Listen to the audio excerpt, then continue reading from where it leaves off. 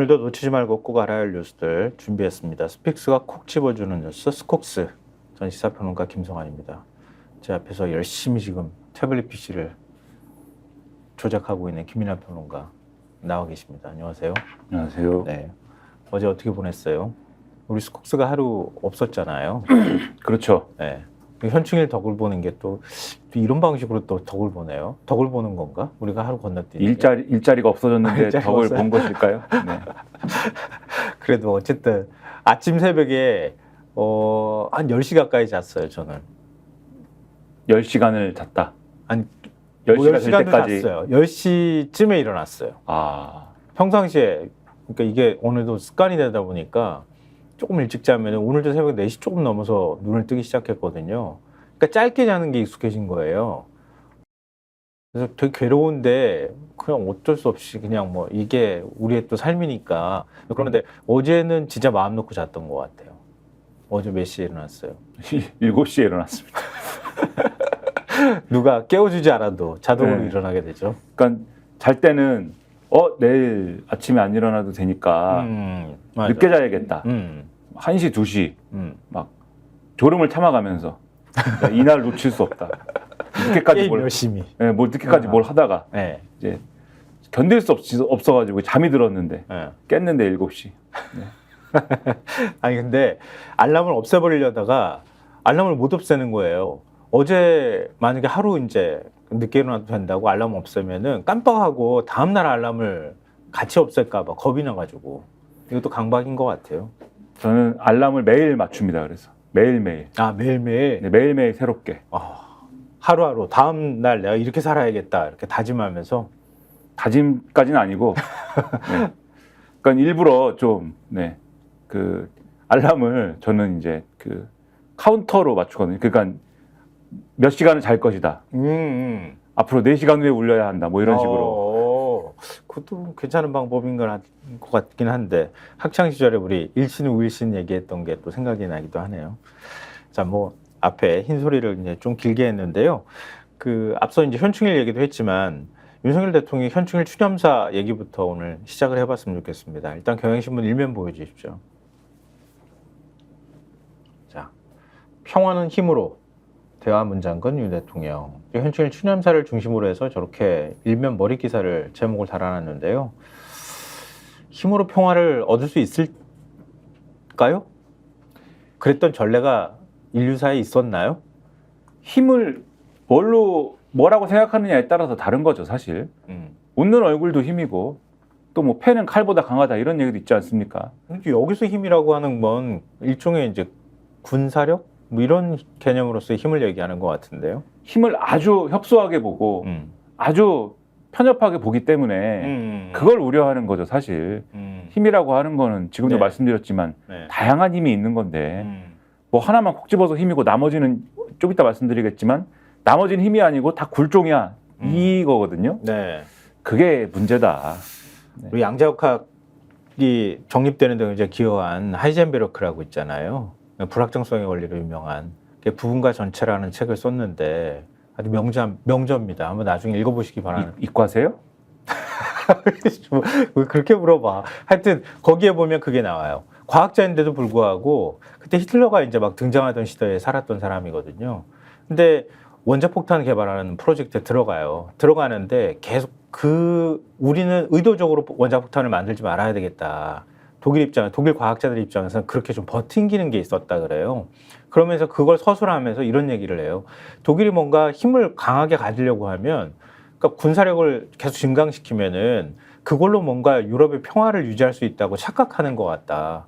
왜냐하면 내가 힘을 갖게 되면 내 주변에 있는 나라도 힘을 가져야 되는 상황이 오잖아요. 그러니까 내가 갖는 게 중요한 게 아니라 내 주변에 있는 국가도 같이 힘이 강해지면 의미가 없잖아, 그거는. 그러니까 평화를 지향해야 된다. 이런 이제 표현을 거기 이제 책에 써놨더라고요. 갑자기 이제 문득 그 생각이 좀 떠오르는데요. 윤 대통령의 힘이라는 거 하는 개념이 지금 하이젠베르크가 얘기했던 그런 우려할 만한 상황으로 가고 있는 거 아닌가 이런 생각이 좀 드는데요. 윤 대통령이 추념사 보면 취임 이후에 2022년, 2023년 추념사 때보다 현충일 추념사 때보다 표현이 더 강해졌잖아요. 훨씬 더 대북 강경 기조로 돌아서고 있는 것만은 분명한 것 같아요. 그죠? 그런 평가가 다수입니다. 그러니까 경향신문에 지금 보신 그 기사에도 네. 표현이 이렇게 나오는데 윤 대통령의 올해 현충일 추념사는 앞선 2022년, 2023년보다 대북 강경 메시지가 더 많이 포함됐다 이렇게 되어 있는데 네. 2022년에는 이 전날 북한이 단거리 탄도미사일을 시험 발사했는데도 북한의 어떠한 도발에도 단호하고 엄정하게 대처할 것이다. 이런 수준의 표현이 쓰였고 네. 2023년에는 호국 영웅들의 기억과 예우에 대한 메시지 대부분이 할애가 돼 있어서 안보 분야 언급은 한 단락 정도에 그쳤다는 거예요.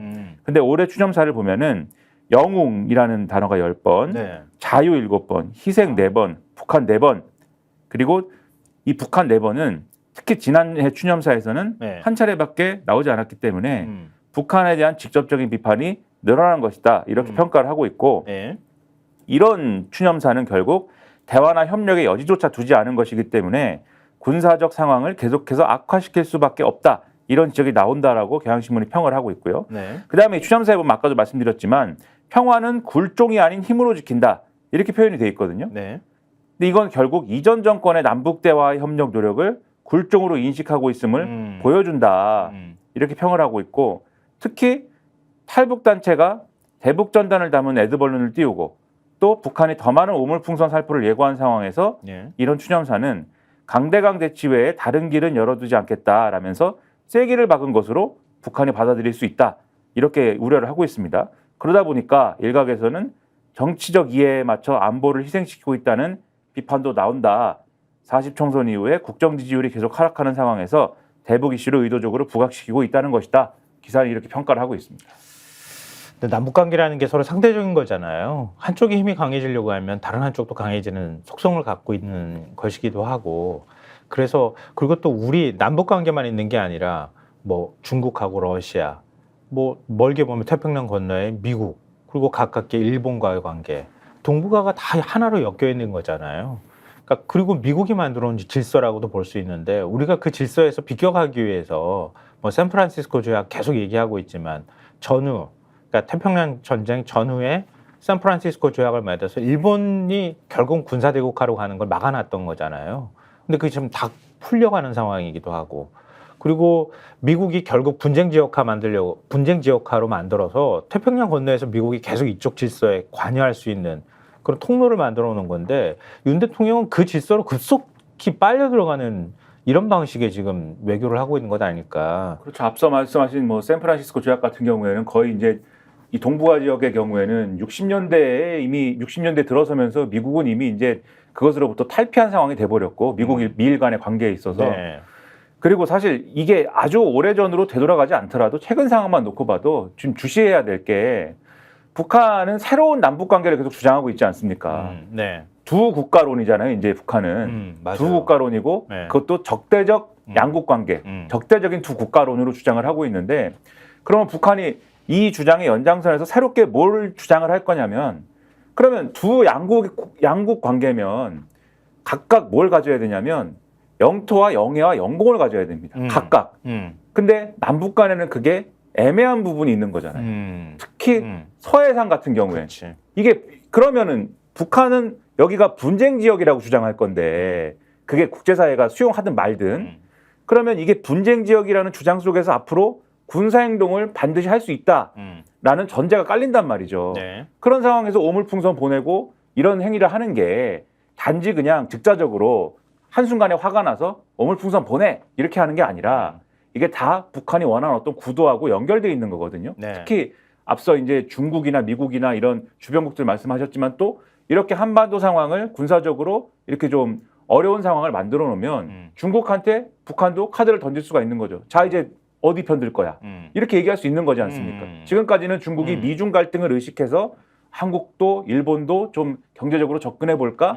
이런 거를 모색하고 있었는데 북한이 이렇게 나와버리면 중국 입장에서는 군사적 대립 구도가 될 때 지금 예를 들면은 한미일이 이제는 뭐 뭉치는 구도가 이제 강화될 것인데 거기서 일본이나 한국한테 아 이거 군사적으로 북한을 말려봅시다 이렇게 안 할 거잖아요. 네. 그러니까 북한 입장에서는 분명히 노리는 게 그 의도가 있어서 강대강 대치를 만드는 방향으로 몰고 가는 건데 거기에 딱 맞춰서 윤석열 대통령이 우리는 강대강밖에 없어라고 얘기하는 게 무슨 이익이 되며 지금 상황에 어떤 상황을 초래할지에 대해서 경계심이 없는 게 맞냐 이런 의문을 갖게 된다는 거죠. 근데 뭐 한쪽에서는 뭐 이렇게 남북 관계 얘기하면서 무조건 강하게 대결하는 게 그게 최선인 것이냐 얘기하는데 아까 이제 샌프란시스코 조약 얘기하고 동북아 질서 얘기도 했지만 우리가 그렇게 만들어 놓은 일종의 이제 미국이 개입할 수 있는 그런 판을 계속 만들어 놨던 거잖아요.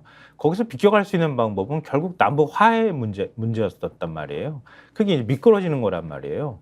그럼 남북 간에 화해하면 동북아 질서를 사실 우리가 주도해 나가는 방식이 가능해지는 이런 문제들이 있는 건데 그래서 사실상 다 포기해버리는 상황인 거잖아요.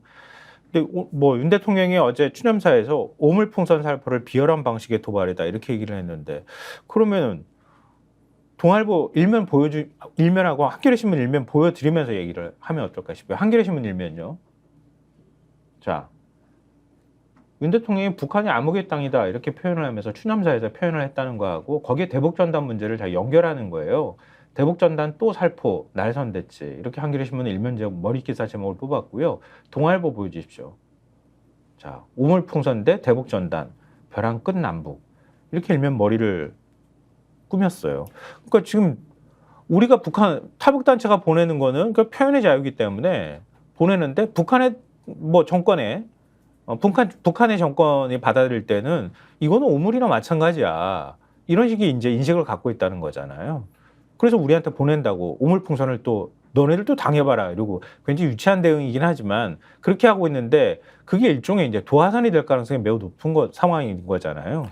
그렇죠. 근데 이 한겨레 기사에서 제가 이제 또 하나 주목한 거는 예. 윤석열 대통령이 어제 그러니까 통일 대한민국도 우리가 강해져야 가능한 것이다 이렇게 표현을 했는데 네. 한겨레 기사에 보면 윤 대통령의 통일 대한민국 표현은 정부가 공식 부인하는 흡수 통일을 연상시킬 수 있어서 논란이 예상된다 이렇게 돼 있거든요.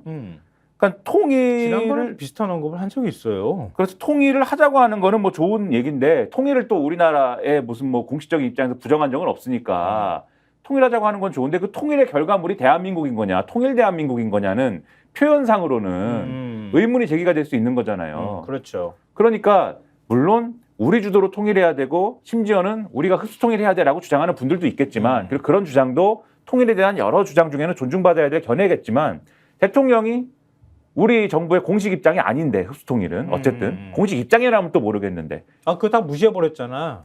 그래서 그렇죠. 남북 공동성명부터 시작해서 남북 간에 그동안에 그 맺어왔던 일종의 뭐 협약이든 합의든 뭐든 간에 전부 다 일국가 이체제 형태를 지향하는 방식의 통일을 얘기해 왔단 말이에요. 그렇죠. 근데 그걸 그냥 싸그리 그 이전에 맺었던 거는 그냥 다 없는 거야 이렇게 지금 해버린 거나 없잖아요. 그렇죠. 그리고 일각에서는 새로운 통일 방안을 구상 중이고 뭐 내놓는다는 얘기도 있는데 그 결과가 만약에 그러면 통일 대한민국이다라고 하는 결과로 나오면 그 흡수 통일론이다 이렇게 될 가능성이 크거든요. 지금 그런 것들이 보이는 것 같아서 이것도 사실 강대강 대치를 불러오는 거하고 마찬가지 맥락에서 분석할 수 있는 내용이다라고 판단이 되고 네. 그다음에 앞서 말씀하신 이제 대북 전단 보내는 거 네. 지금 어제도 보냈잖아요. 그렇죠. 이 탈북민 단체가 대북 전단 20만 장을 실은 풍선 10개를 북한에 살포를 한 그런 상황이고 예. 군은 이걸 살포했기 때문에 북한이 또다시 대규모 도발에 나설 가능성이 크다라고 보고 북한 도발 시나리오에 따른 대북 확성기 방송 재개 등 대응 태세를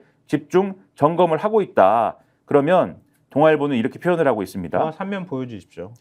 일단 제가 일면 기사까지만 말씀드릴게요. 대북 전단 살포를 빌미로 북한이 대규모 보복 조치에 나서고 우리 군의 맞대응이 연쇄적으로 이어지면 한반도 내 군사적 긴장 수위가 벼랑 끝까지 고조될 것이라는 관측도 나온다. 일면 기사는 이렇게 쓰고 있어요. 그 지금 그 자유북한운동연합이라고 하는 탈북단체가 어제 이제 그 대북 전단을 살포했다고 하잖아요. 풍선에 매달아 가지고 거기에 1달러짜리 지폐 2,000장, 가수 나훈아, 임영웅의 트로트 음악, 그리고 드라마 겨울연가 영상 뭐 이런 게 담긴 USB 메모리도 같이 넣어줬다고 얘기를 하더라고요. 근데 여기뿐만 아니라 지금 전국 탈북민 연합회라고 하는 곳도 있는데 대북 전단 10만 장과 초코파이, 라디오 방송이 담긴 USB 메모리 등을 지금 뿌리는 걸 또 준비 중이라고 하네요.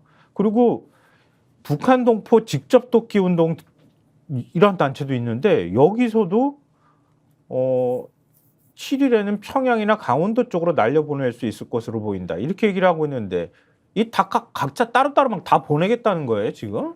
대북 전단도 보내고 지금 이제 말씀하신 대로 대북 전단 안에 대북 전단 보내는 그 뭐 뭔가를 매달아서 보내는 거니까 예? 그 안에 뭐 초코파이, USB 메모리, 초코파이는 저는 뭐 북한 사람들도 먹었으면 좋겠는데 아, 왜 개성공단에서 초코파이 인기 그렇죠. 좋았대잖아. 맛있으니까 그리고 뭐 나우나 트로트 뭐 이런 거 들었으면 좋겠는데 그 듣지 말란 얘기가 아니라 그렇죠? 뭐 좋은 노래 많으니까 들으면 저도 좋은 거 아닙니까? 들었으면 좋겠는데 북한 당국이 받아들일 때는 우리 체제에 위협이 된다 뭐 이런 식으로 받아들이니까 그렇죠. 뭔가를 하는 게 문제 아닙니까?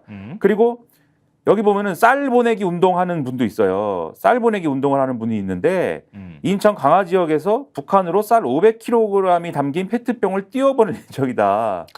근데 가긴 가나? 그러니까 그것은 좀 의문이긴 합니다. 이게 어떻게 가지? 그 사단법인 큰 셈이라고 하는 곳이라는데. 그렇죠. 그럼 이게 어떻게 되는 거야? 몇 군데 이게 단체가 몇 개야 지금 이게? 그러니까 북한 입장에서 보면 제가 뭐 북한 입장을 뭐 굳이 생각해야 되나라는 의문도 있지만 시점을 북한으로 옮겨 보면 하늘에서 뭐 자꾸 이런 게 날라오고 대북 전단에 뭐 USB니 뭐 $1도 막 $1 그렇죠. 1달러짜리 뭐 그걸 묶어서 보낸다고 얼마나 하더라고요. 북한에서 가치가 높아요. 그렇죠. 네. 막 사람들이 뭐 그걸 잡으려고 몰려들 수도 있을까 모르겠는데 그런 거 막 온다고 하고 네. 바다에서는 막 쌀 담은 페트병. 거 페트병이 막 이렇게 떠내려 오고. 그게 막 오고 그 이거를 그냥 가만히 있어야 되냐? 북한 사람들이 이럴 거 아닙니까? 우리 가만히 있어야 되냐? 이럴 거 아니에요 또.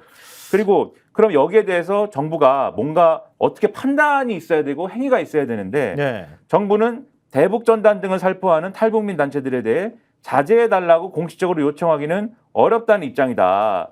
통일부 당국자는 유관기관 간 긴밀한 협조 관계를 유지하고 있으며 상황 관리를 위해 최선을 다하고 있다면서도 전단 등 살포 문제는 표현의 자유 보장이라는 지난해 9월 헌법재판소 결정의 취지를 고려해서 접근하고 있다. 이렇게 돼 있는데 이게 이제 웃긴 얘기다라는 건 좀 이따 말씀드리기로 하고. 네. 그래서 동아일보 3면 보여주십시오. 정부 대응이 어떻게 나오는지. 그걸 동아일보 3면에서 쓰고 있습니다. 이렇게 하는 거예요. 9일부터 군 북오물풍선 살포된 대북 확성기 즉각 설치 이렇게 되어 있는데요. 그러니까 북한이 가만히 있지 않을 것 같다는 거예요. 군이 보기에도. 그 가만히 있겠냐고 이렇게 하면 가만히 그렇죠. 있을 수가 없잖아요. 왜냐하면 지난번에 북한이 그 대북 전단을 뿌릴 때 또 다시 우리한테 보내면은 오물풍선으로 100배 대응에 나서겠다 이렇게 위협을 한 상황이잖아요. 그렇죠. 그리고 구체적으로 군에서 보니까 북한은 풍향을 보며 오물풍선 3차 살포 디데이를 결정할 가능성이 크다 이렇게 보고 있는데 네? 군 내부에서는 북풍이 불기 시작하는 9일 등이 거론이 되고 있다. 다만 이번 주말 북한 지역에 비가 예보돼 있는 만큼 풍향 외 기상이 여의치 않을 경우 서해 북방한계선, NLL 일대 등으로 해안포 집중사격에 나서는 등 다른 방식으로 기습 도발을 해올 가능성도 군은 주시하고 있다. 이렇게 전하면서 북한은 언제든 오물풍선 테러에 나설 준비는 돼 있는 것으로 알려졌다. 정부 고위 소식통은 네. 동아일보와의 통화에서 북한이 풍선 수량을 충분히 확보했다는 동향이 파악됐다면서 명령만 있으면 수시간 안에 대량 제작이 가능한 상태라고 했다. 또 최근 날린 오물풍선보다 더 많이 장기간에 걸쳐 살포하거나 다른 내용물을 다 매달아 날릴 가능성도 배제하지 않고 있다. 이렇게 얘기를 하고 있다는 겁니다. 아니 근데 지난번에 살포한 것도 한 3,500개 정도 된다면서요. 새까맣게 날아오는 거 아니야 혹시 또? 그러니까 말이에요. 근데 오늘 또 어떤 언론을 보면은 북한이 그렇게 많이 보냈기 때문에 더 생산 여력이 없을 걸? 이라고 얘기하는 사람의 인용도 있는데 그 정도까지 없겠어. 북한도. 근데 갖고 이 있지. 동아일보 보도를 보면 군은 보낼 걸로 보는 거죠 지금. 준비를 하고 있다고 보는 거예요. 근데 여기서 막 날려보내는 거 그거 하나도 안 맞고. 그렇죠. 어떻게 되는 겁니까 그러면 이게. 그리고 만약에 날씨 때문에 이거 못 보낸다 그러면 분명히 서해상에서 무슨 도발을 할 것이다라는 것도 예측을 하고 있는 거예요 군은. 그러니까 우리 정부가 대응을 이렇게 계획하고 있다고 하는 거예요. 오물풍선 도발 수위에 따라서 9.19 남북 군사합의 전면 효력 정지 등 법적 절차 마무리, 그리고 확성기 설치, 방송 재개 이렇게 이어지는 3단계 대응책을 마련해 놓은 상태라고 하네요.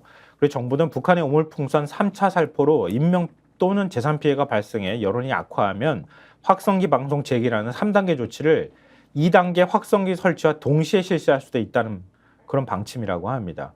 그러면은 확성기 방송 곧바로 재개할 가능성이 매우 높다고 보는 거잖아요. 다시 한 번만 오물풍선 날려보내면.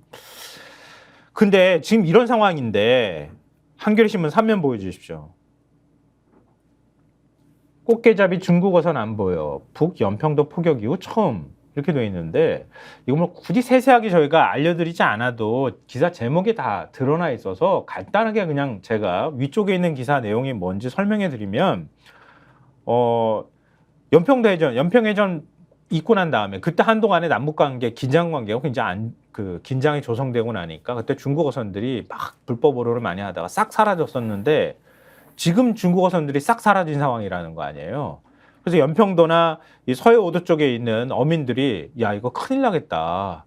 중국 어선들도 이렇게 뭔가 큰 이 남북 간의 충돌이 발생할 걸 우려해서 사라지고 있는 마당인데 뭔가 지난번 연평도 포격 사건처럼 그런 일들이 또 벌어지는 거 아닌가 이렇게 걱정하고 있는 상황이라는 거잖아요. 그렇죠.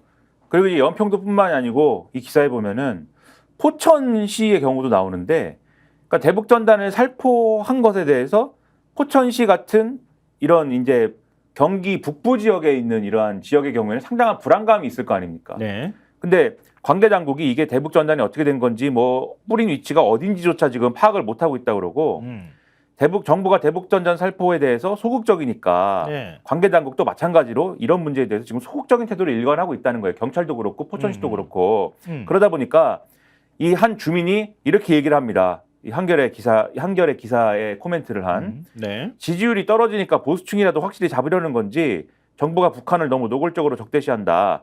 과거에는 민간에서 전단을 뿌려도 정부가 북한과 대화하면 큰일은 벌어지지 않겠거니 했는데 요새는 강대강만 추구하니 더 불안하다. 그러니까 포천에서는 이런 목소리가 또 나온다는 거예요. 그러니까 해상에서도 육지에서도 접경 지역에 가까운 분들은 불안감이 커질 수밖에 없는 구조다. 아니 근데 지금 북한하고 우리가 소통하는 채널이 있어요? 우리 군 통신망도 다 끊겨 있는 상황이잖아. 특히 서해상이 그래서 위험합니다. 아무것도 없잖아 지금. 그럼 그냥 바바방 하면 그냥 어디 언제 얼만큼 더 맞아 국지전이 벌어졌다 그래도 이거 어디까지 자제해야 될지 이런 게 지금 전혀 없는 거잖아요. 굉장히 불안한 상황인데 근데 정부는 대북 전단 헌재 위헌 판단으로 못 막는 거다 이렇게 설명하고 있는데 그렇지가 않다는 거잖아요. 한겨레 신문 3면 다시 한번 보여주십시오. 거기에 기사가 아래쪽에 아까 노란 표시되어 있는 기사 혹시 발견하셨을지 모르겠는데요. 대북 전단 살포가 표현의 자유 그리고 물음표가 있죠. 헌재 단속행위 위헌으로 안 봐. 이렇게 되어 있는 거예요.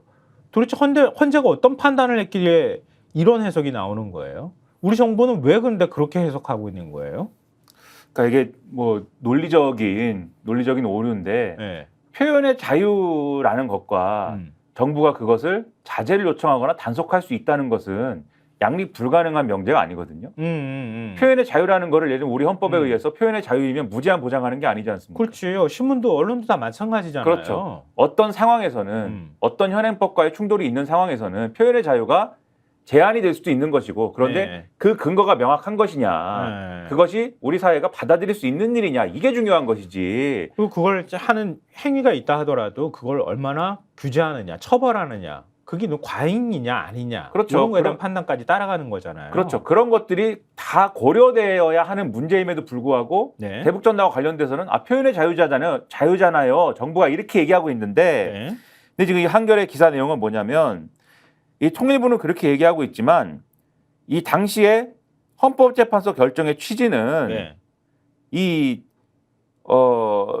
표현 이 대북 전단 남북관계 발전법에 대해서 당시에 위헌 판단을 한 거지 않습니까? 네네. 그런데 입법 목적의 정당성과 수단의 적합성이 인정된다고 판단을 했기 때문에 네. 전단 살포 단속 자체는 위헌이 아니라고 판단한 거다. 이렇게 한겨레 해설을 하고 있어요. 예.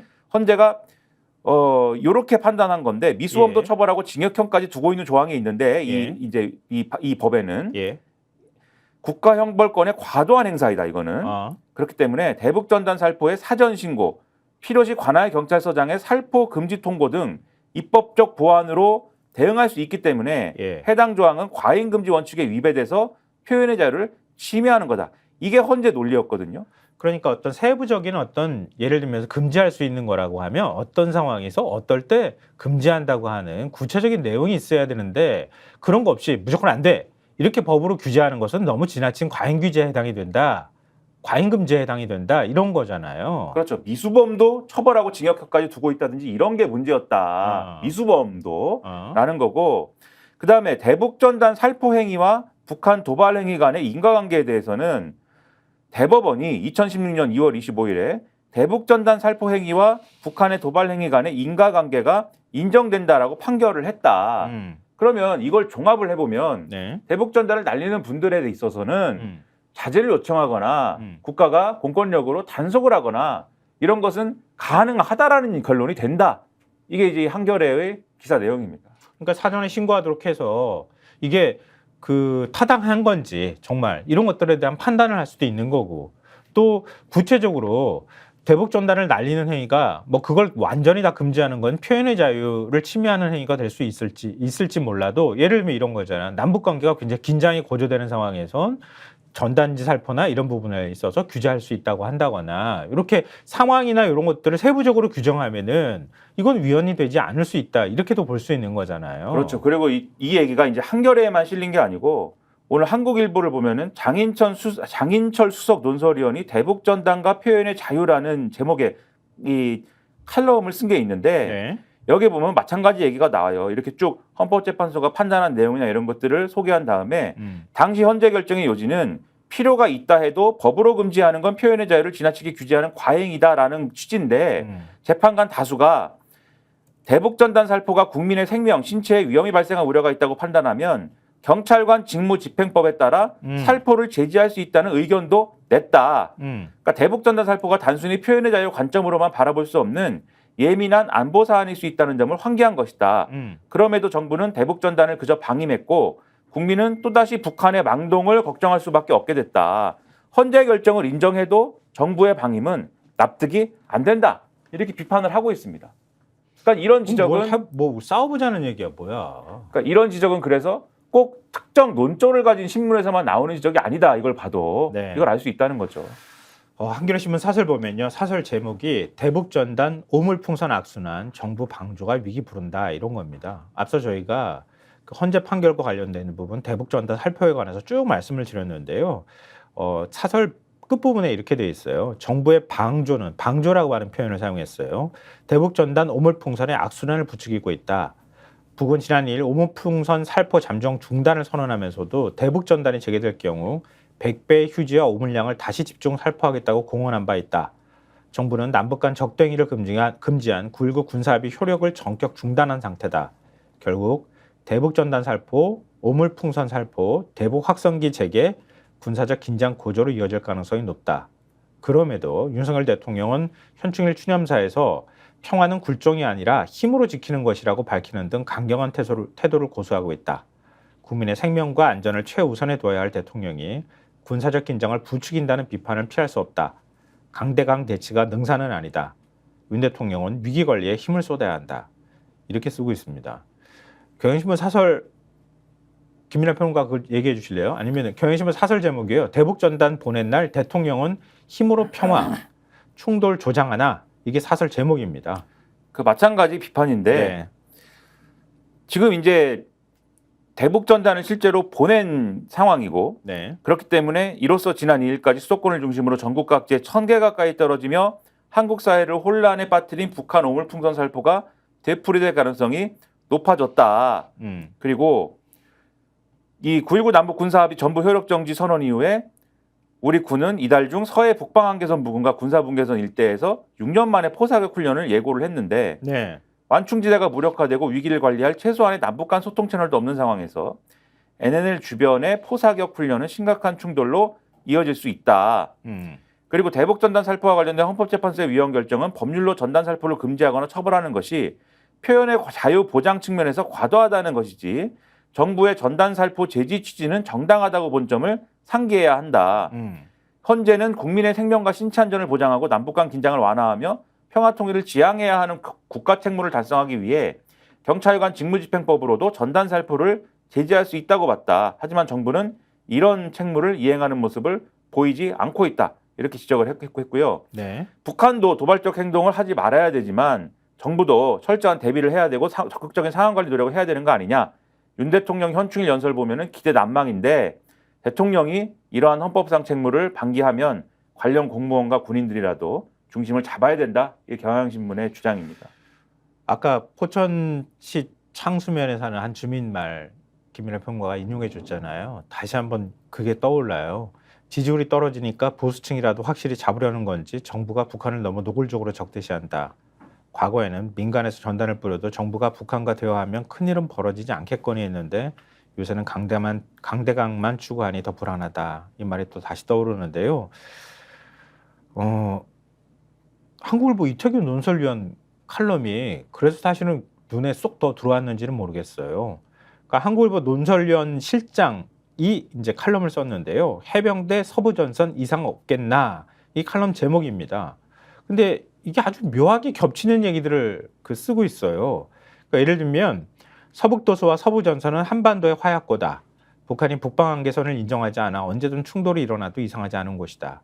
우물풍선과 9.19 군사합의 효력 정지로 완충 공간이 사라지면 화약고의 긴장이 고조되고 있다. 김정은은 0.001mm라도 침범하면 전쟁 도발로 간주하는 덕까지 놓은 상태다.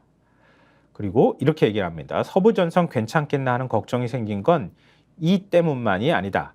화약고를 지키는 해병대 내부가 정상적이지 않아 보이는 것이다. 그러면서 최상병 사망 사건 외화 무역 문제를 꺼내요. 이 얘기하고 이것 때문에 사령관과 참모들은 공수처에 불려다니는 얼굴을 붉히는 상황이다. 이렇게 쓰고 있습니다. 그리고 서해 충돌이 다시 발생하면 천안함, 연평도 사태 때와는 양상이 다를 수 있다.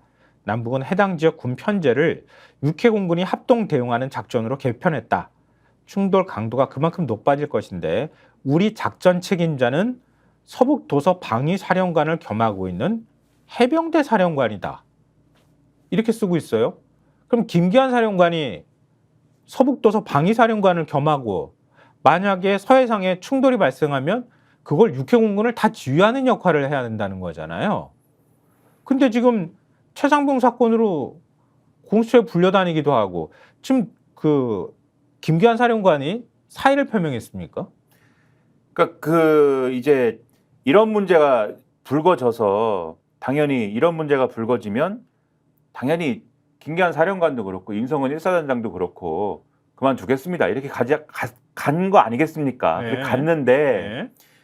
여기도 이제 나오는 얘기지만 만약에 그렇게 갔으면 그러니까 지금 조사받아야 되고 또 부하들로부터 신뢰받지 못하는 해병대 사령관이나 1사단장이 지휘를 잘할 수 있겠느냐라는 의문이 제기되는 상황에 스스로 이런 사건들 때문에 물러난다라고 한 것이 받아들여졌으면 그럼 새로운 지휘부가 들어서겠죠? 해병대가? 그러면 이런 상황에 잘 대응할 수 있었을 텐데 근데 그리고 또 사령관하고 사단장 그 밑에 있는 1사단장하고 서로 간에 거짓말을 하는 게 그렇죠. 말이 지금 다르잖아요. 그래서 김 사령관이 물러나고 후배가 승진하면 문제의 임성근 소장까지 예편하게 된다. 핵심 연루자들이 군복을 벗고 조사받으면 새 지휘부는 서해방어 본연의 임무에 충실할 수 있다. 그런데도 국방부는 사의 표명을 한 김 사령관을 임기 1년이 남아있다며 굳이 유임시켰다.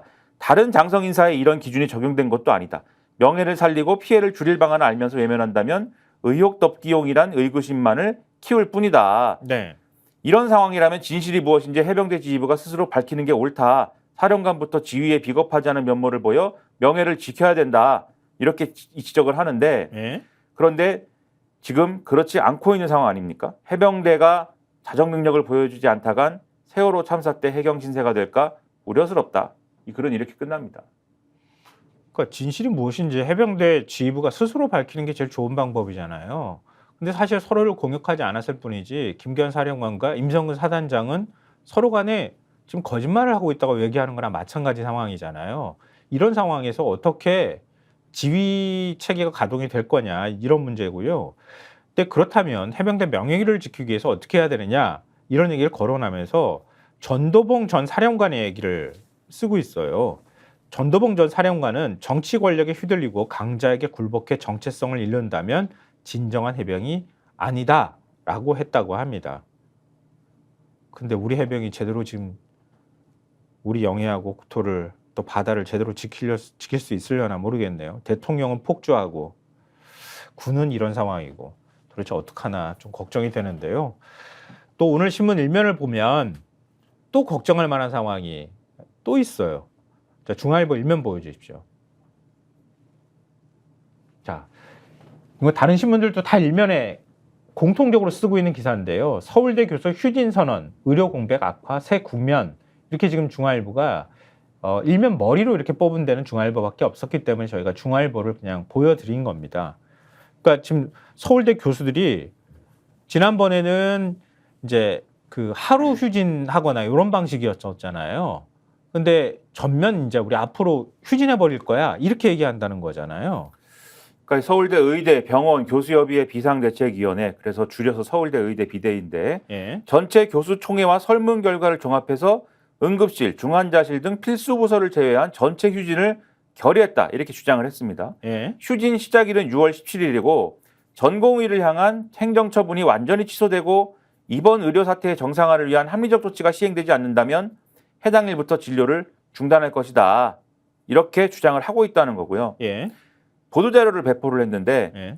정부가 모든 전공의에 대해서 진료 유지 명령과 업무 개시 명령을 완전히 취소하고 정부가 자기결정과 박탈시도로 현 사태가 악화한 데에 대한 책임을 인정하며 이를 해결할 수 있는 가시적인 조처를 할 때까지 전면 휴진은 지속할 것이다 라고 주장을 했고 예. 환자들을 향해서 뭐 죄송하다라든지 이렇게 이런 의지를 밝혔지만 그러면서도 어쩔 수 없다, 정부에 달렸다 이렇게 주장을 하고 있다고 합니다. 그러면 예. 서울대 의대 비대위가 이렇게 나오면 더 문제가 되는 게 뭐냐면 지금 정부가 나름대로 의정 갈등의 출구 전략이라고 지난 4일에 전공의와 소속 수련병원에 내린 진료유지 명령과 업무 개시 명령, 사직서 수리 금지 명령 등 각종 명령을 철회하고 병원에 복귀하는 전공의들에 대한 면허정지 행정처분 절차를 중단하겠다고 밝힌 그런 상황 아닙니까? 예. 이게 전공의들이 병원에 복귀할 수 있는 퇴로를 마련하고 각 병원장에게 사직서를 낸 전공의들의 개별 의사를 확인해서 병원에 돌아올 수 있도록 유도를 한 것인데 예. 서울대 의대 비대위가 이걸 거부한 셈이 되기 때문에 지금 다른 의대 교수 단체하고 의협이 어떻게 할 거냐에 영향을 미칠 수가 있다는 거예요. 특히 의협의 경우에는 전면 휴진, 총파업을 지금 어떻게 할 거냐를 지금 따지고 있는 상황이어서 이게 상당히 중요하다라고 보고 있습니다. 그러니까 서울대 의대 병원교수협의회 비상대책위원회에서 이제 이런 결정을 내렸다고 하는 건데 구성원들한테 설문조사하고 나니까 합시다 이렇게 의견이 모아졌다는 거 아니에요? 근데 서울대 의대가 우리가 총칭으로 서울대 의대 이렇게 얘기하는 거지 그 산하에 서울대병원, 분당 서울대병원, 보라매 병원 이게 다 있는 거 아니에요? 그러니까 이런 병원들에서 응급실, 중환자실, 분만실, 투석실, 항암 치료를 제외한 모든 외래 진료와 수술이 전면 중단이 된다는 거 아니에요? 이렇게 하면은 서울대병원만 그렇게 할 거냐? 다른 대학병원도 지금 논의한다는 거잖아요. 상황이 점점 심각해질 거라고 하는 걸 동아일보 이면에서도 쓰고 있습니다. 동아일보 이면 보시면은요. 그러니까 앞서 저희가 일면에서 말씀드렸던 내용하고 같은 내용이 이렇게 겹치면서 들어가 있는데요. 서울대병원 교수 68% 전면 휴진 찬성, 진료 수술 연기 혼란 우려 이렇게 되어 있는데요. 그 아래 기사 대형병원 47 가운데 31곳이 응급실 암과 진료 제한 이렇게 돼버리 만약에 이제 서울대병원뿐만 아니라 대형 병원들도 여기에 다 따라가게 되면은 지금 의료 사각지대가 생겨날 수밖에 없고 의료 공백이 거의 현실화될 가능성이 매우 높다고 하는 거잖아요.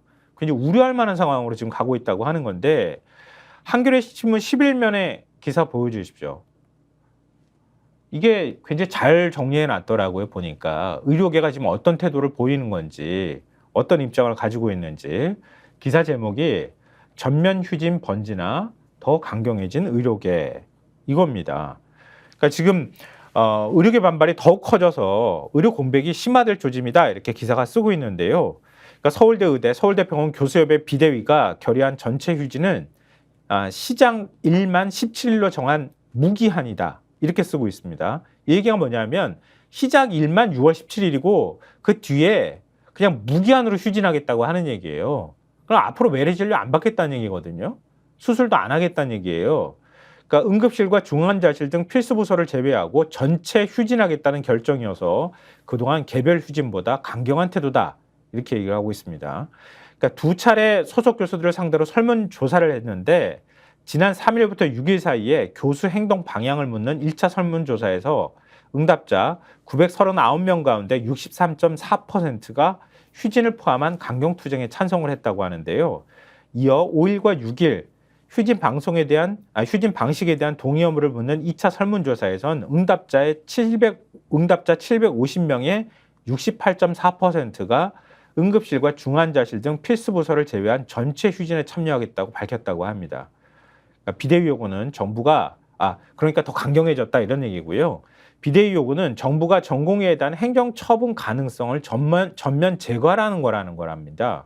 그러니까 보건복지부는 그동안 법과 원칙을 허물며 전공의에 내린 진료 유지 명령과 업무 개시 명령 등 명령을 철회하고 면허 정지 행정 처분 절차를 중단하겠다고 밝혔다고 합니다.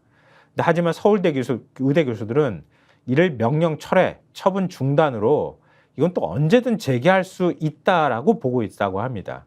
그러니까 비대위는 복지부 발표 이전인 사직서를 제출하기 시작한 2월 19일부터 6월 3일까지 범법행위로 판단할 가능성이 있으니 정부가 전공의에 내린 명령과 처분을 전면 취소하라 이렇게 요구를 하고 있다고 하는 겁니다.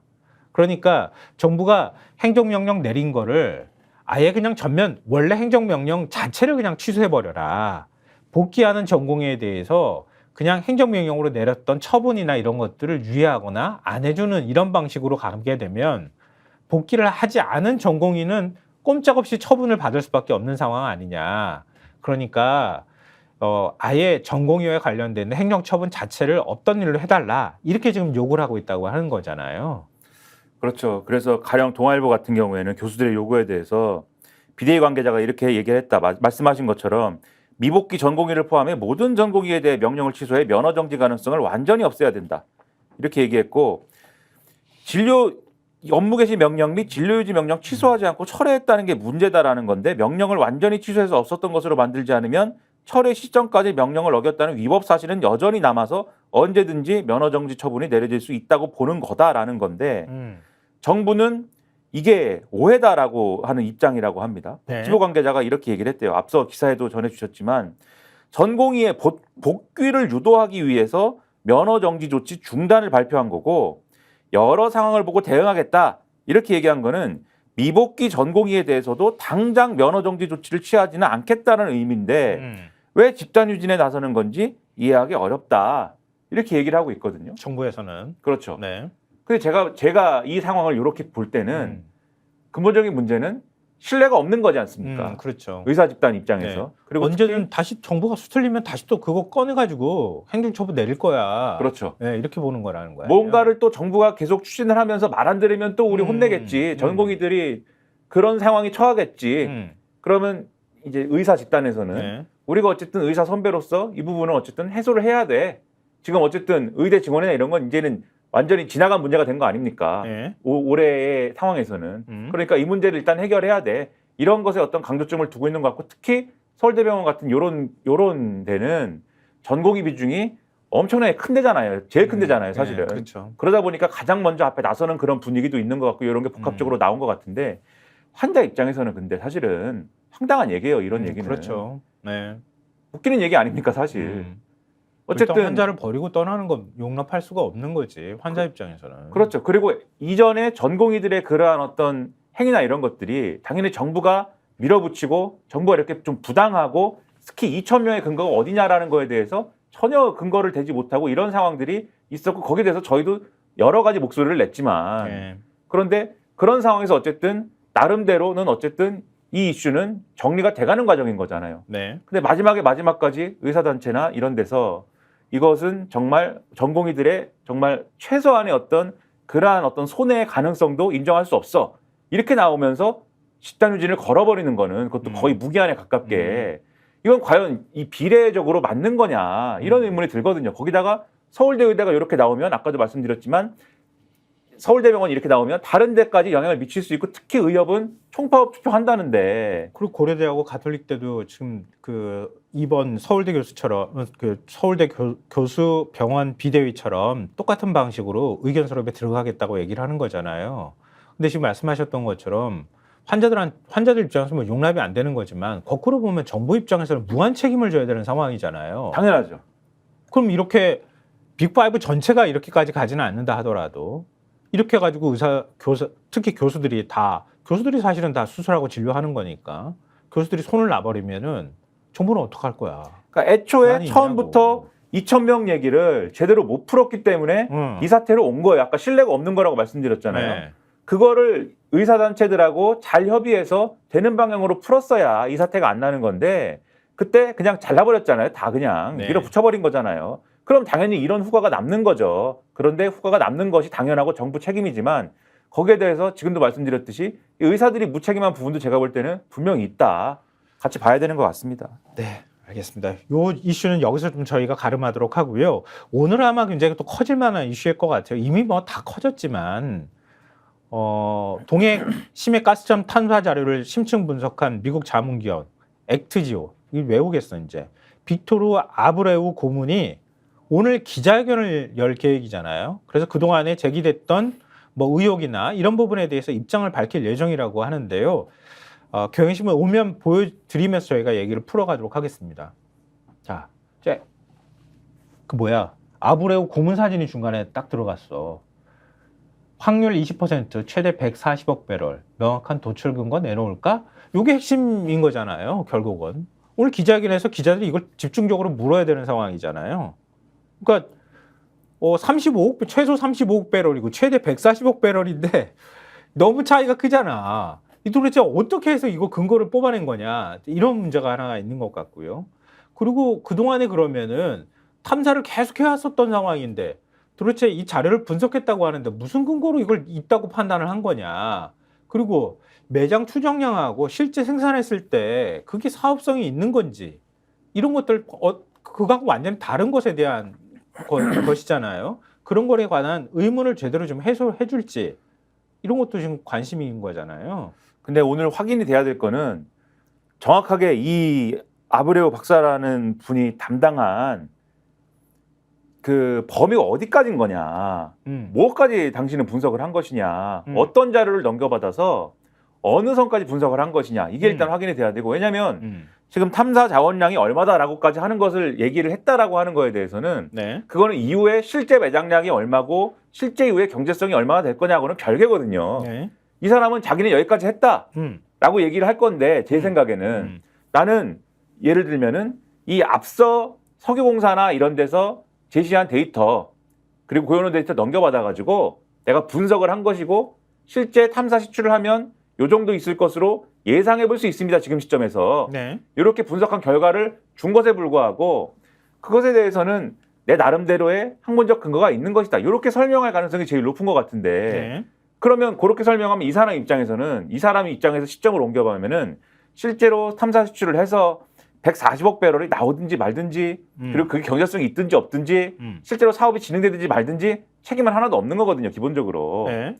왜냐하면 늘 자원개발에서는 그런 상황은 비일비재하고 있을 수 있는 것이기 때문에 그래서 저는 사실 평론가 입장에서는 오늘 그렇게 시원한 결론이 나오기는 사실 어렵다. 아니 뭐 물어보면은 이거는 예를 들면은 뭐 영업 기밀이다 비밀이라고 얘기한다며요.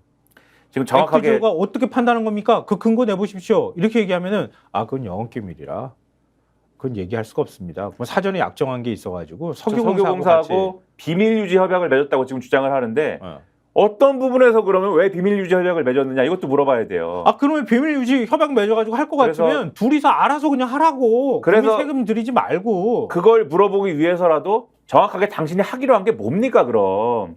당신이 하기로 한 게 뭔데 어떤 부분에서 그런 비밀 유지가 왜 필요한 겁니까? 그래서 뭘 하기로 한 건지부터 확인을 해야 된다. 구멍 하나 뚫는데 1,000억 원이 넘게 든다며요. 5개 뚫는다며. 가뜩이나 세수도 지금 펑크 나가지고 돈도 없는 마당에 한 5개로 그냥 끝날 거야 그러면은? 더 뚫을 수도 있단 말이에요. 그렇게 많은 돈을 들일 거면 설명을 해야 될 거 아니야 국민들한테. 근데 그것도 더 웃기는 거지만 오늘 어떤 얘기를 하는지 좀 지켜보고 더 사실은 논란이 되는 얘기가 있는데요. 동아일보 8면 보여주십시오.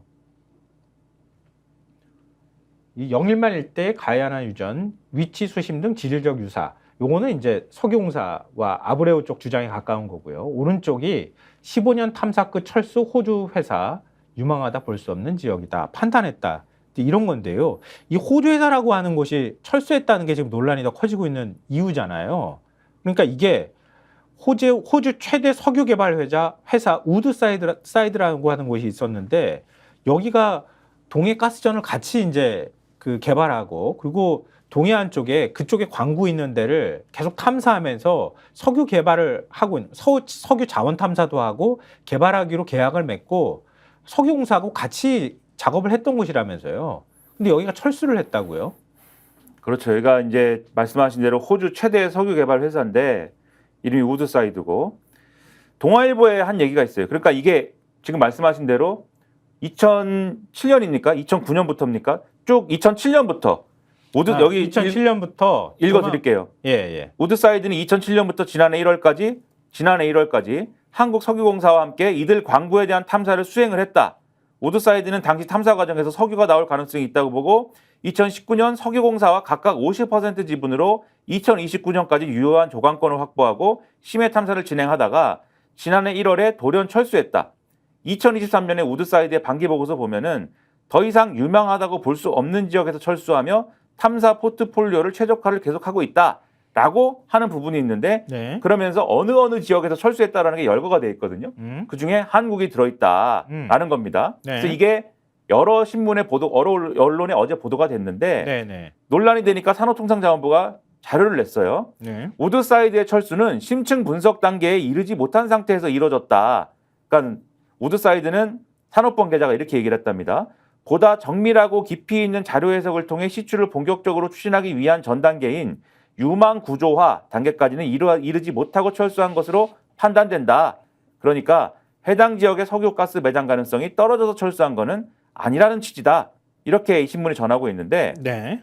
그럼 요 과정에 대해서 요 동아일보에 사실은 제가 볼 때는 주목할 만한 대목이 있어요. 네. 그게 뭐냐면 이 동아일보 기사 시작할 때 우드사이드가 지금 여러 언론에 지금 하고 있는 얘기를 보면 자신들이 왜 한국 시장에서 철수했는지 등에 대해서 그리고 지금까지 뭘 했는지에 대해서 잘 얘기를 안 해주거든요. 지금. 동아일보에 얘기를 한 게 뭐가 있냐면 2021년 동해 8광구와 6-1광구 지금 논란이 되는 광구들인데 네네. 에 대한 3차원 물리 탐사를 완료했고 그 결과를 한국 정부에 제공했다. 이렇게 돼 있습니다. 그럼 여기서 다 탐사했다는 거잖아. 3차원 물리 탐사까지 완료했다라는 거는 상당 부분의 작업을 진행을 했다라는 거예요. 요거는.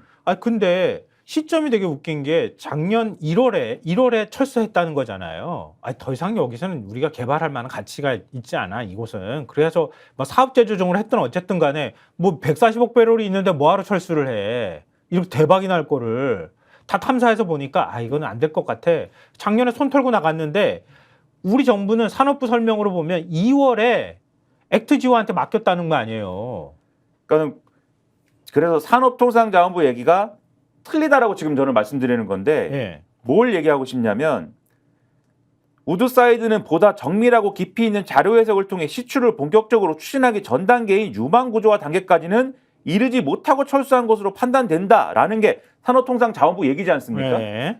충분히 분석이 진행 안 된 상태에서 우드사이드가 자신들의 사업적 필요 때문에 정확하게는 다른 회사랑 합병을 하는데 호주의 자원개발 기업인 BHP사하고 2022년 6월 달에 합병을 하는데 예. 보통 이렇게 합병을 할 때는 좀 사업성이 없는 거나 이런 건 정리를 하고 이런 상태에서 합병을 하는 거잖아요. 자기들 몸값을 올리고 이러면서 그런 거니까 그런 차원이다라고 설명하고 있지만 우드사이드가 동아일보 한 얘기를 보면은 3차원 물리 탐사까지 완료를 했다라고 얘기를 한다라는 거는 그 이전 시점에 상당한 작업이 우드사이드 입장에서는 상당한 작업을 한 거, 분석 작업을 한 거다. 저는 그렇게 말씀드리는 거고 이 기사에 보면 이렇게 되어 있습니다. 우드사이드는 미국 멕시코만과 호주 서부 해안의 탐사 시추 작업은 여전히 진행 중이다. 특히 호주 서쪽 해안 잼트리 광구에 대해선 인근 가스정과 연결됐을 가능성이 있다며 탐사 작업을 지속하겠다고 밝혔다. 동해 심해 탐사의 유망성을 이들 지역보다는 낮게 평가한 셈이다. 그러니까 이 다른 기업하고의 합병을 고려하고 진행 중인 그런 상황에서도 가능성이 있는 데는 사업을 계속 진행을 한 겁니다. 우드사이드는. 그런데 동해와 이제 몇 군데는 뺀 거죠. 그러면 이게 당연히 우드사이드 입장에서는 지금도 말씀드렸지만 이 뭔가 분석을 하다가 중도에 그만두고 그냥 우리가 좀 바빠요 이러고 간 게 아니고 분석을 해봤는데 여기는 경제성이나 뭐가 됐든 간에 좀 떨어질 것 같아. 사업이 잘 안 될 것 같아라는 판단을 했기 때문에 나갔다. 이렇게 보는 게 맞다. 이렇게 생각이 되고 그다음에 중앙일보 기사를 보면 예. 제가 쭉 읽다 보니까 중앙일보 기사를 보면은 이런 대목이 있어요. 우드사이드는 당시 탐사 과정에서 석유가 나올 수 있는 유망 구조를 발견했다. 이후 정부로부터 2019년부터 2029년까지 해당 지역에 대한 조강권 50%를 확보해 심해 탐사에 나선 이유다. 이렇게 돼 있거든요. 근데 아까 정부는 뭐라고 그랬냐면 유망 구조화에 이르지 못했다라고 얘기하지 않았습니까? 중앙일보 기사는 유망 구조를 확인했다라고 확인한 거라고 돼 있어요. 유망 구조를 발견했다라고 돼 있어요. 그러니까 이거는 안 맞는 거죠, 지금 설명이. 아니, 그 탐사하는데 기본적으로 지질 구조를 계속 탐사하고 다닐 거란 말이에요. 석유가 있는지 가스가 있는지를 확인하는 작업을 할 거고, 과연 그걸 뚫을 때 우리가 뽑아올 수 있는지 없는지까지 판단을 했을 거 아닙니까? 우드워드라는 회사가. 그럼 가장 기본적인 거잖아. 유망 구조가 있는지 없는지는 바다의 지질 구조를 파악하는 게 가장 기본 중에 제일 기본이란 말이에요. 근데 그걸 확인을 안 했단 말이야? 그리고 다 3차원으로 다 했다며, 조사.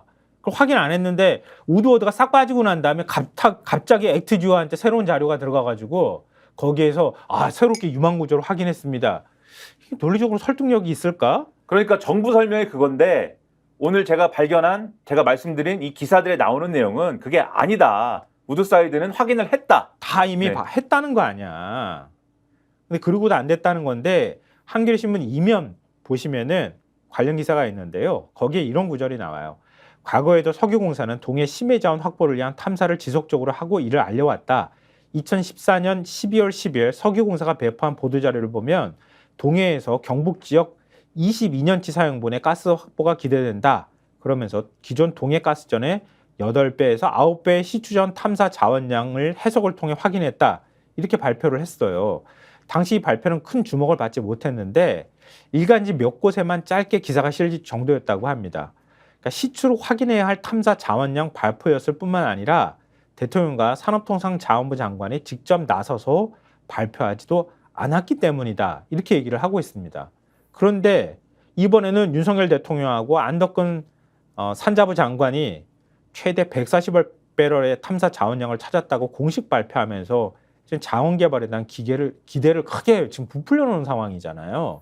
그러다 보니까 그렇죠. 논란이 더 커지는 거지. 그리고 이 기사에도 나오는데 비슷한 의문이 또 제기가 되는 게 이 우드사이드하고 석유공사, 그러니까 우드사이드의 이전 보고서들을 보면은 당시의 탐사 상황을 더 자세히 알 수 있는데 이런 근거를 보면은 일부 지역의 탐사 완료한 것으로 보이는데 석유공사 관계자가 이렇게 얘기를 했대요. 우드사이드는 물리 탐사 면적, 시추 등 계약 조건을 채웠기 때문에 페널티를 물지 않고 철수했다. 그러니까 우드사이드가 철수하기 전에 자기들이 하기로 한 건 다 한 겁니다. 그러니까 페널티를 안 물은 거예요. 이 조강권 50% 확보한 거에 대해서. 너네가 2035년까지인가요? 너네가 우리랑 계약 맺고 하기로 했잖아. 근데 너네가 일방적으로 철수를 했잖아.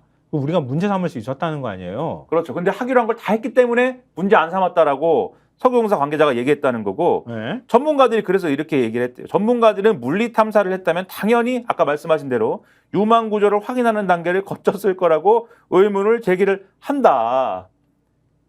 그런데 아까 지금 말씀하신 것처럼 제가 비전문가 입장에서 볼 때 그게 우드사이드건 액트지오건 어떤 녀석들이건 간에 요 심해 탐사를 해가지고 자원을 찾자라고 하는 것들에 대해서는 의견이 다를 수 있죠. 분석 결과가 다를 수도 있고 서로 의견이 엇갈릴 수 있습니다.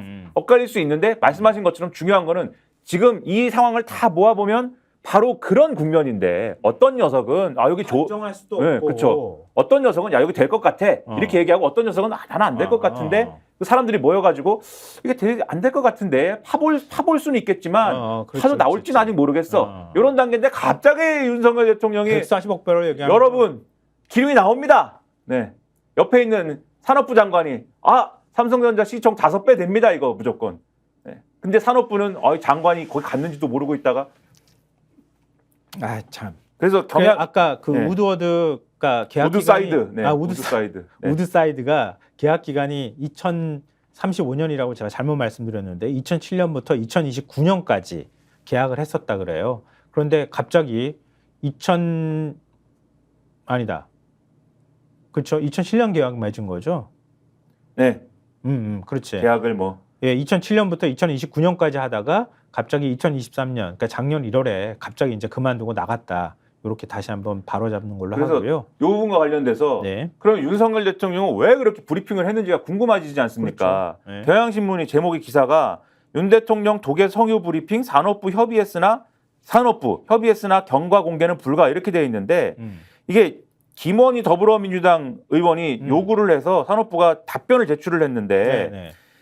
대통령 국정 첫 브리핑으로 이걸 발표하게 된 이유에 대한 질문에 대해서 자원안보 및 국민 경제에 미치는 효과가 클 것으로 예상되므로 전 국민의 일치된 관심과 성원이 필수적이다라면서 이런 범국가적 프로젝트의 경우에는 대통령실이 직접 소상히 알려줘야 된다라고 판단했다라고 했답니다. 그런데 대통령실과의 그러면 발표 협의를 했느냐, 경과 현황 및 협의 보고서 등이 있느냐, 이걸 제출해 달라라고 하는 거에 대해서는 거부했답니다. 산업부가 이 중요 사항에 대해서 다양한 방식으로 대통령실과 소통을 해왔지만 보고 내용은 국가 자원안보에 관한 중요 정보가 포함돼 있어 제출하기 어려움을 양해해 주시기 바란다.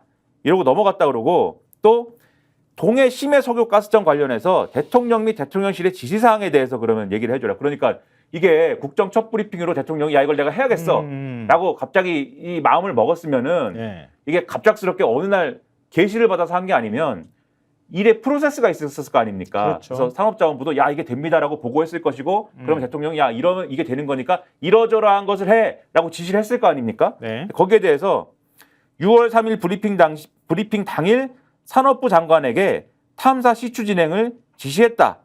한 줄짜리 답변을 보냈대요. 그러니까 브리핑하다가 장관에게 지시했습니다. 그게 이것과 관련된 대통령의 지시의 전부인 것처럼 산업부가 보냈다는 거예요. 그래서 대통령실의 깜짝 발표 전에 주간 부처인 산업부와 충분한 소통과 조율이 이루어지지 않았을 가능성을 보여주는 대목이다. 경향신문 이렇게 쓰고 있고 그다음에 그날 나온 기사를 보면은 산업부 대변인실은 아예 장관이 거기 가는지를 몰랐거든요. 맞아요. 거기에 대해서 산업부 관계자가 네. 경향신문에 이렇게 설명했답니다. 아 그거는 대변인실만 몰랐던 거예요. 다른 데는 알았는데 대변인실만 몰랐답니다. 그럼 산업부가 대변인실을 징계를 해야죠. 그러면 황당한 일들이 이렇게 왜 이런 일이 일어났는지 산업부는 모른다. 결론적으로 제가 볼 때는 이 기사를 보면 아니 또 더 황당한 게 시추지시라는 거를 대통령이 국정브리핑을 할 때 그날 지시를 했다는 거 아니에요? 그렇죠. 그리고 그러면 아니 시추를 5천 야 하나 뚫는데 1,000억 원이 넘게 들어가는 거를 산업부하고 같이 협의하고 아니 하다못해 지질자원연구원하고 같이 얘기를 해가지고 야 이거 좀 뚫을 만한 가치가 있는 거냐 없는 거냐 다 모아놓고 진짜 심사숙고를 하고 결정을 해도 모자랄 판에 그렇죠. 그리고 그러면 이런 사안을 평소에 이전 단계에서는 다 대통령이 예를 들면 액티지오든 뭐든 간에 그게 뭐 우드사이드든 뭐든 간에 거기가 유망구조고 확인됐습니다라고 하는 게 대통령실에 보고가 무조건 다 올라가고 대통령이 그거에 대해서 서류에 대해서 다 시추 한 번 할 때마다 도장 찍어가지고 1,000억 원 도장 찍어서 했느냐? 그렇지가 않다. 어제 그제 보도 나온 걸 보면은 그 정도 사안은 장관이 전결 처리한다. 원래는 이전에는. 그래서 이거는 사실 이런 정도의 탐사 시추를 결정하는 문제에 있어서는 대통령이 따로 탐사 시추를 승인한다. 이게 무슨 뭐 로봇 합체 승인하는 것도 아니고 가오가이거라고 있어요. 그 GGG에서 이 합체 승인한다 이렇게 해가지고 딱 하는 거 있는데 그런 것도 아니고 대통령실이 시추 승인한다 이렇게 버튼 누르는 개념이 아니다. 이런 반응도 있습니다. 석유공사나 산업부에서는. 그런데 네. 대통령은 갑자기 이날 왜 갑자기 뭐 이 지구를 지키는 수장처럼 나타나서 왜 시추를 승인한다 이렇게 왜 했느냐. 아니 그 중앙일보가요 올해 2월 달에 동해 석유구멍 24개 뚫는다고 석유공사가 시추한다고 하는 기사를 썼어요 이미. 그렇죠. 그거는 대통령이 시추 그렇죠. 구멍 계속 뚫는다고. 그렇죠. 그럼 그거는 대통령이 승인한 거야? 24개 도장을 다 찍은 겁니까 그러면? 참. 우리 마무리할 시간 다 됐는데 어떡하지? 가오가이거도 아니고 말이에요. 이게 로봇 가오가이거에 보면 지구방위 본부에서 합체할 때마다 승인합니다. 합체. 아 근데 뒷부분에 우리 또 그 추념식 때 그때 생방송에 얼굴을 김건희 여사가 드러냈다고 하는 얘기를 시작으로 해서 이거 어떻게 하면 좋을까요? 김민하 평론가. 뒤에 뒷 얘기하면 우리 한 20분 가겠지 이것도? 네, 근데 뭐 이건 계속 할 얘기인데요. 뭐 네. 그러면 이거는 우리 다음번에 딱 세이브해 놨다가 네. 저장해 놨다가 다음번에 뭐 다음번도 아니죠. 뭐 내일부터도 얘기할 수 있을지 모르겠는데. 내일은 쉬는 날 아닙니까? 내일도 이거 하나요? 아니구나. 우리 주말 지나고 난 다음에 네. 얘기할 테니까 우리 김건희 여사가 저렇게 생방송에 아무 일 없었는데 그리고 얼굴 드러낼 만한 상황이 아니라는 거 앞으로 벌어질 일이 정말 엄청나게 많을 텐데. 검찰 내부는 지금 치열하다라는 거. 네. 근데 어떻게 그러지? 어떻게 이렇게 여유만만할 수가 있지? 백이 든든하니까 그런 거다라는 시선들이 있어요. 이 장사미사들의 시선으로 백? 보면 백 중요해요. 백이 든든하다라는 거 아니냐 이런 오해를 불식시켜야 되는데 실패하고 있다 이 정권이. 하여튼 오늘 지금 아까 액트지오 말씀드렸던 것처럼 액트지오 고문이라는 사람이 아마 기자회견 할 때 생방송으로 하는 물리는 데들이 꽤 있을 것 같거든요. 뭐라고 얘기하는지 한번 보십시오. 우리 의문도 풀어주지 못하는데 국민들이 배신감 느끼는 거 아닌가 모르겠지만 하여튼 여러모로 걱정이 됩니다. 누가 뭐 석유하고 가스 발견되는 거 싫다고 말했습니까? 그게 아니잖아요.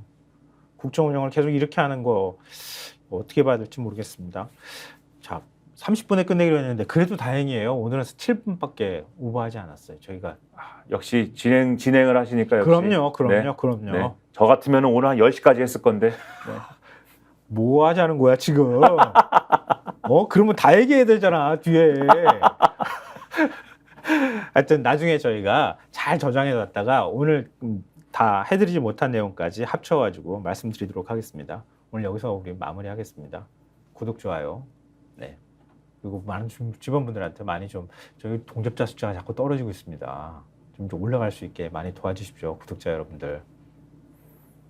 살려주십시오. 네, 좀 살려주십시오. 저희도 살아야 되지 않겠습니까? 스피트도 살고 김성환, 김민아도 살아야 되지 않겠습니까? 네. 도와주십시오. 네. 자, 지금까지 시사평론가 김성환, 김민아였습니다. 네, 고맙습니다. 저희가 얘기할 때 오셔가지고 라이브로 관전하시기 바랍니다. 반드시 주변 사람들 데리고 오시기 바랍니다. 구독, 좋아요, 알림 설정 해주시기 바랍니다. 좀 살려주십시오. 저 좀.